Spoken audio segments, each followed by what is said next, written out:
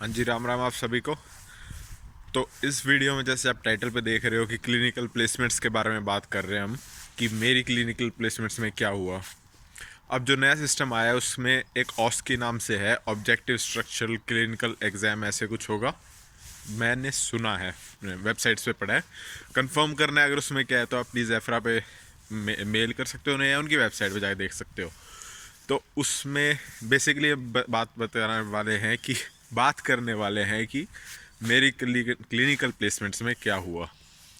तो होता क्या है बेसिकली, आप जैसे मैं डीकन यूनिवर्सिटी में पढ़ रहा था, मेरी क्लिनिकल प्लेसमेंट मेरे को मिली नॉक्स प्राइवेट हॉस्पिटल में।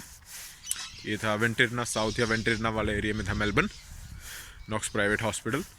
तो उसमें हमारी पहले दिन होती है ओरिएंटेशन। मतलब बताया जाता है कि आपकी ड्यूटी इसमें होगी और आप यहाँ काम करोगे, क्या क्या रिक्वायरमेंट्स हैं, क्या क्या पेपर वर्क फिल करना है आपको, किस किस पेपर वर्क को कब कब फिल करना है, कब सबमिट करना है, क्या क्या क्राइटेरिया, सारा वो बताया जाता है। फिर आपको पता चलता है कि जो अपने इंडिया में क्लिनिकल प्लेसमेंट्स होती थी वो अलग थी, ये वाली अलग तरीके की है। वो कैसे, आप इंडिया में जाते हो, क्लिनिकल प्लेसमेंट्स आपकी 1 2 3 4 महीने की होती है, वो करके आप वापस आ जाते हो। कुछ पर्टिकुलरली वो आपको असेस नहीं करते हैं, पर यहाँ आपकी क्लिनिकल प्लेसमेंट्स पे वो आपको असेस करते हैं। तो अगर ओवरसीज़ नर्सेज पे तो श्योरली असेस करते हैं, बैचलर्स का एग्जैक्टली मुझे नहीं पता है। तो आपको यहाँ असेस करते हैं कि आप कैसे परफॉर्म कर रहे हो, उसके भी कई सारे क्राइटेरियाज होते हैं। तो बताते हैं हम कि आगे होता क्या। जैसे आप फर्स्ट डे जाते हो, आपकी ओरिएंटेशन होती है। मैं फर्स्ट डे गया, मेरी ओरिएंटेशन हुई, हमें बताया गया कि आप इस वार्ड में काम करोगे। उसके बाद आप जिनके साथ करते हो, एक नर्स होती है पर्टिकुलर, 1 या 2 आपकी जितनी भी होंगी, उनको कहते हैं बडी नर्स, जिनके साथ आप रेगुलरली 1 या 2 महीने जितने की भी आपकी क्लिनिकल प्लेसमेंट है आप उनके साथ काम करोगे।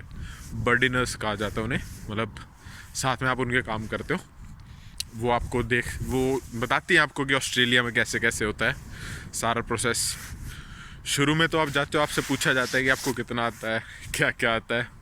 तो फ्रेंकली स्पीकिंग, मैंने हॉस्पिटल में काम किया था पर इतने हाई फाई में काम नहीं किया था इंडिया में। आप लगा सकते हो अपने किसी भी छोटे शहर में जो नॉर्मल हॉस्पिटल्स होते हैं वहाँ काम किया था। तो कुछ चीज़ें थी जो मुझे नहीं पता थी, कुछ चीज़ें थी जो मुझे पता थी। तो मैंने सब सच सच बताया कि मुझे इतना इतना पता है, ताकि उनको कुछ वहम ना हो कि भाई इसको सब पता है और फिर बाद में उनको लगे कि इसको ये नहीं आता, ऐसे कुछ भी ऐसा ना हो। पर सबसे अच्छी बात होती है कि वो लोग बहुत हेल्पफुल हैं, आपको बताते हैं, सिखाते हैं, ऑस्ट्रेलियन स्टैंडर्ड्स बताते हैं। तो जैसे हमारे पहला दिन हुआ, दूसरा दिन हुआ, मैं थोड़ा फेमिलियर हुआ वहाँ पे। तो उसके बाद और काम शुरू हुआ। जैसे हॉस्पिटल में थी हमारी, तो हॉस्पिटल में क्या होता है, एक नर्स को मिलते हैं लगभग 4 से 5 पेशेंट्स। 4 से 5 पेशेंट्स मिलते हैं, तो उसमें आपको सारी केयर हॉस्पिटल में, पर्टिकुलरली हॉस्पिटल में सारी केयर नर्स करती है। सारी केयर में आप इंक्लूड कर लो सुबह से, जैसे जो मेडिकेशन, शावर, शेव, क्लीनिंग, कुछ भी है उनका। अगर जैसे फीड होता है, कुछ को ब्रेकफास्ट खिलाना होता है, तो वो भी नर्स करेगी। तो नर्स का काम है वो सब। तो उसमें वो आपको बताते हैं कि क्या क्या स्टेप्स लेते हैं वो पूरे दिन में, कैसे मेडिकेशंस होती हैं। शुरू में तो आप खुद मेडिकेशन नहीं कर सकते हो। शुरू में क्या, पूरी शिफ्ट में, पूरे प्लेसमेंट में ही आप अकेले मेडिकेशन नहीं कर सकते हो। आपके साथ आपका जो नर्स है, बड़ी नर्स है, वो होंगे और वो आपको बताएंगे ऐसे ऐसे करनी है। मॉर्निंग में क्या होता था, वहाँ पे जाके सबसे पहले एक हैंड ओवर होता है। हैंड ओवर होता था, हैंड ओवर में सबको बताया जाता था कि इस पेशेंट का ये चेंजेस है, ये नया पेशेंट आया है, इसको ये है, इसको ये है। तो आप जाते हो, एक तो आपका होता है टीम हैंड ओवर वहाँ पे, फिर एक होता है आपका बेड साइड हैंड ओवर। शायद इंडिया में भी ऐसा होता है, हाँ इंडिया में भी होता है बेड साइड हैंड ओवर वाला सीन। तो जाके आपका होता है हैंड ओवर, फिर बेड साइड। और आप में से जो 1 2 वीडियो देख रहे हैं, तो मुझे पता है मेरे जैसे भी होंगे कई जिनकी क्लिनिकल्स इतनी अच्छी नहीं है, मेरी भी नहीं थी। पर इसमें डरने की कोई बात नहीं है, आप सीखने आए हो, ऑब्वियसली आप बाहर आए हो तो कुछ ना कुछ सीखोगे ही। तो फिर आप आगे जाते हो, तो उसके बाद आप बेड साइड हैंड ओवर के बाद नॉर्मल आप देखते हो रेजिडेंट को क्या है कैसा है। रेजिडेंट एज केयर में जा जाके रेजिडेंट हो गया दिमाग है। पेशेंट को आप देखते हो क्या रिक्वायरमेंट्स है, क्या डायग्नोसिस है। सबसे पहले अब आपको ये बताऊं कि वो आपको असेस क्या करेंगे। जो आपके क्लिनिकल एजुकेटर्स होंगे, फैसिलिटेटर्स होंगे, वो आपको असेस करेंगे आके कि आप कैसा परफॉर्म कर रहे हो। उसमें वो आपसे आगे ये भी पूछ सकते हैं कि जो पेशेंट्स हैं उनके डायग्नोसिस क्या क्या है, क्या क्या उनकी मेडिकेशन मैनेजमेंट है और कौन सी मैनेजमेंट है, क्या पर्टिकुलर उनकी रिक्वायरमेंट है। और वो ये भी देख सकते हैं कि आपने एक वर्ड पढ़ा होगा सभी ने, IPR। आपका IPR कैसा है उसके पेशेंट के साथ।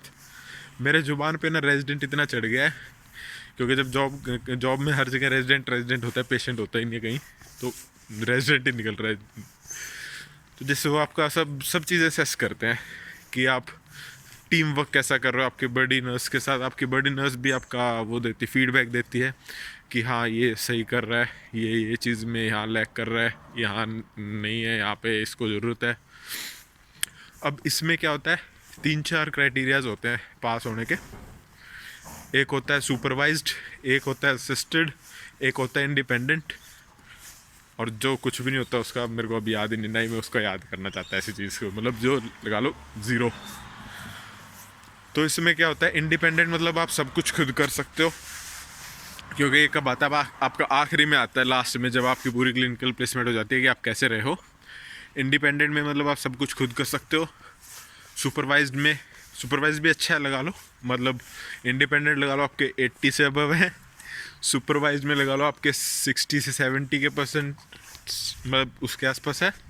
सुपरवाइज में मतलब आपको वो थोड़ा देखती है कि आप खुद करते हो, आप खुद हो सारा कुछ, पर आपका जो बॉडी नर्स है वो आपको देख रहा होता है, सुपरवाइज कर रहा होता है, सीधा वर्ड है। असिस्टेड में मतलब उनको आके कुछ ना कुछ आपकी मदद करनी पड़ी। असिस्टेड नहीं आना चाहिए आपका कभी भी क्लिनिकल प्लेसमेंट में। सुपरवाइज या इंडिपेंडेंट, जो इंडिपेंडेंट आ जाता है भाई वो तो चलो बहुत बढ़िया है, वरना सुपरवाइज में आप मतलब पास हो जाते हो। तो क्या होता है, वो आपके एजुकेटर्स आपको असेस करते हैं, आपसे पूछते हैं क्या आप देख रहे हो, क्या आप असेस कर पा रहे हो पेशेंट का, क्या आपके हिसाब से इसका होना चाहिए। जैसे कोई मेडिकेशन चल रही है तो आप कोई, जैसे मेरी थी कार्डियक वार्ड में थी, तो कौन सी मेडिकेशन है, किस चीज़ के पेशेंट्स हैं। जैसे AF के थे मोस्टली पेशेंट्स वहाँ, और भी कई सारे अलग अलग डायग्नोसिस थी। क्या क्या इनकी डॉक्टर्स ने अभी क्या रिक्वायरमेंट्स चला रखी हैं, मतलब क्या मतलब वॉट एवर एग्जैक्टली सब कुछ आपसे पूछा जाएगा, आपको आगे असेस किया जाएगा। अगर आप नहीं अच्छा परफॉर्म कर रहे हो तो आपको कहा जाएगा आप अच्छा परफॉर्म नहीं कर रहे हो, आपको फिर वापस से असेस किया जाता है। 2-3 आपको चांस मिलते हैं। और सही बताऊं तो इसमें फेल भी होते हैं बच्चे क्लिनिकल असेसमेंट में, क्लिनिकल प्लेसमेंट्स में।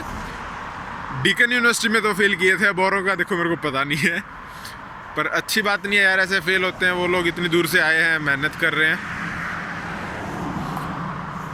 इसलिए कहूँगा कि जो भी करो आप ध्यान से करा। और आपके क्या होगा क्लिनिकल प्लेसमेंट्स में, बेसिक यूनिफॉर्म, भाई यूनिफॉर्म पहन के जाना प्लीज़। यूनिफॉर्म थोड़ा ज़्यादा पर्टिकुलर चीज़ है यहाँ पे, अच्छे से वेल ग्रूम्ड टाइप सीन है। ब्रेक वगैरह भी मिलता है क्लिनिकल प्लेसमेंट्स में। आप अगर आपको कुछ भी डाउट होती है आप पूछ सकते हो, ऐसा नहीं है कि नहीं यार पूछ लिया तो इनको लगेगा अपने को नहीं आता कुछ। पूछ लो, ज़रूरी नहीं है सब कुछ आपको आता हो। तो ये सब चीज़ें होती हैं। और तो रुको बैठ जाते हैं यार। ये बस स्टैंड है भाई, बस स्टैंड। ये आपको खंबे पे कुछ येलो दिख रहा होगा, ये मतलब नंबर बता रखा है यहाँ का, ये बस स्टैंड का। मैं कहीं नहीं जा रहा हूँ, मैं तो ऐसे बैठ गया था। और आपके जैसे हैंड ओवर हो जाता है, आप जाते हो, आप शावर वगैरह खुद करते हो। एक बार तो क्या हुआ कि हम इंडिया से हैं तो हम लेडीज़ का शावर करते हुए हमें थोड़ा अलग लगता है। जैसे बूढ़े लोग होते हैं मोस्टली अराउंड 70-80, उनका शावर वगैरह खुद करना होता है नर्स को। तो एक बार थोड़ा ऐसा लगता है अपने को कि यार ये कैसे होगा अपने से, आप शावर नहीं कर पाओगे, थोड़ा अजीब लगता है। तो मेरे साथ क्या हुआ था, जो मेरी क्लिनिकल एजुकेटर थी उसने आके मुझे कहा कि हमें पता है आपके कल्चर में ऐसा नहीं है, अगर आप कंफर्टेबल हो तो बताओ, नहीं तो कोई नहीं। यहाँ पे कल्चर का भाई, आपकी कल्चर की इतनी रिस्पेक्ट है, आपका जो भी कल्चर है, जो भी आपके बिलीव्स हैं, उन तरीके से काम होता है। अगर आप सही कर सकते हो, आपको सही लग रहा है, आप करना चाहते हो तो करो, otherwise you can say no. तो जैसे और पूरा आपका दिन चलता है, शिफ्ट्स होती हैं इसमें भी particular, morning, evening, night. Morning आपकी मेरी होती थी सुबह 7 से 4, फिर इवनिंग होती थी 1 से 10 या 11, फिर उसके बाद आपकी लगा लो 9 से कितना हो गया, 9 से 8 बजे तक की आपकी नाइट होती है। मेरी मॉर्निंग और इवनिंग लगती थी, मॉर्निंग में शावर होते थे, इवनिंग में शावर्स नहीं होते थे। कभी कभार तो ऐसा होता था शावर कर करके पागल हो जाते थे। 4 रेजिडेंट हैं, चारों के शावर हैं, तो बहुत बहुत बुरा हाल हो जाता था। चलो कोई नहीं यार, ये भी अच्छी बात है, सीखने को मिलता है। और हाँ, अब कुछ भाई मुझसे, मेरे पास कुछ लोग मैसेज करके पूछते हैं कि क्या सीख के आए भाई। मेरे भी दिमाग में था ये सवाल जब मैं आने को हुआ, तो मैंने, एक मेरे सीनियर थे जो डीकन यूनिवर्सिटी में पढ़ रही थी दीदी, उनसे मैंने पूछा दीदी कि क्या सीख के आऊँ, मैं किसी हॉस्पिटल में जाके थोड़ी ट्रेनिंग वगैरह ले लूँ, क्या सीख के आऊँ। उन्होंने मुझे कहा कोई फ़ायदा नहीं है, सब कुछ अलग है। था भी अलग ही, पूरा सिस्टम अलग था। क्योंकि अब देखो, अब यूँ तो है नहीं है कि आप किसी बड़े हॉस्पिटल में जाके सीखोगे, क्योंकि कुछ तो टाइम कम होता है, और सीखना है तो किसी छोटे हॉस्पिटल में सीखा जा सकता है, बड़े हॉस्पिटल में सीधी जॉब होती है। तो सब कुछ अलग था। आपके जो इक्विपमेंट्स हैं उनको समझने में टाइम लगता है आपको, वो आप समझ कब सकते हो, जब आपकी क्लिनिकल प्लेसमेंट से पहले आपके कॉलेज में आपको बताया जाएगा, आपकी जो क्लासेस लगती हैं उसमें आपको बताया जाता है कि ऐसा ऐसा होता है यहाँ पे। जब आप वहाँ पे सारे आपके इक्विपमेंट्स होते हैं, सभी चीज़ें आपको बताई जाती हैं, वहाँ टीचर्स आपको, सारा स्टाफ बताता है कि ऐसे ऐसे सारा सीन, वहाँ आप समझ सकते हो, उनसे पूछ भी सकते हो। तो वहाँ जो आप सीखते हो वो आपको सारा ट्राई करना होता है आपकी क्लिनिकल प्लेसमेंट्स में। घबराने की ऐसी कोई बात नहीं होती है, ज़्यादा डरना वरना कुछ नहीं। ये तो हॉस्पिटल में चलो थोड़ा सीरियस होता है यार, कि आप ऑन द स्पॉट किसी की आप जान बचा रहे हो, या कुछ भी हो सकता है। हॉस्पिटल में सीरियस होता है, ऑब्वियसली आप हॉस्पिटल में कोई एडमिट है तो वो सीरियस होगा, तो इसलिए आपको थोड़ा ध्यान रखना होता है।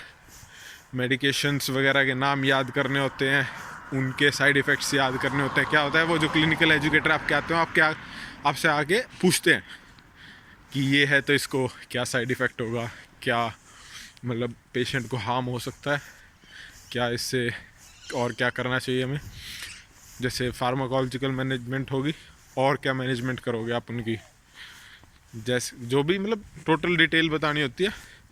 पर ऐसा नहीं है कि आपसे नहीं होगा, शुरू में सबको लगता है कि नहीं होगा, बाद में थोड़ा करके हो जाता है।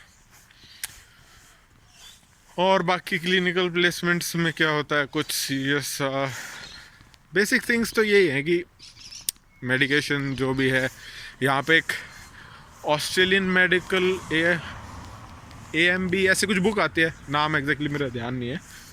हम तो लाइब्रेरी से छोटी मतलब हर साल की अलग पब्लिश होती थी, वो ला के रख ली थी मैंने तो, क्योंकि यार वो जाके मैं जाते क्या करता था, जो भी नई मेडिसिन दिखती थी उनको पेपर पे लिख लेता था, आके घर पे देखी, या बुक को साथ में ले जाता था, एक हैंड बुक टाइप की होती थी, बुक को साथ में ले जाता था, तो वहाँ पे जाके देखी क्या क्या है, क्या क्या सीन है मेडिसिन का, सब कुछ देख लिया, ताकि आपको याद हो और कोई पूछने आए तो आप बता सको।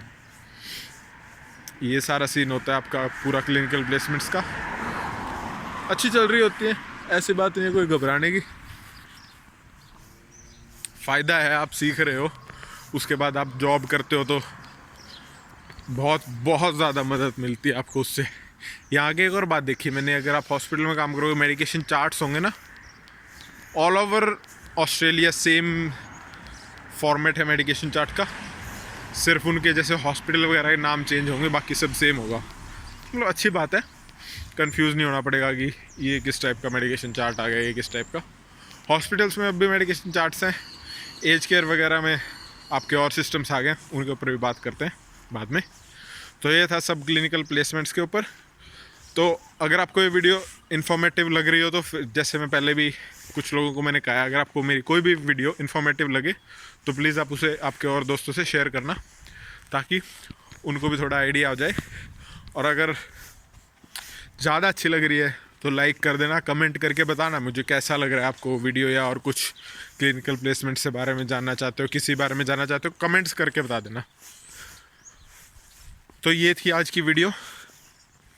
चलिए मिलते हैं फिर अगली वीडियो में। जय राम राम। तो चलिए मिलते हैं अगली वीडियो में। राम राम।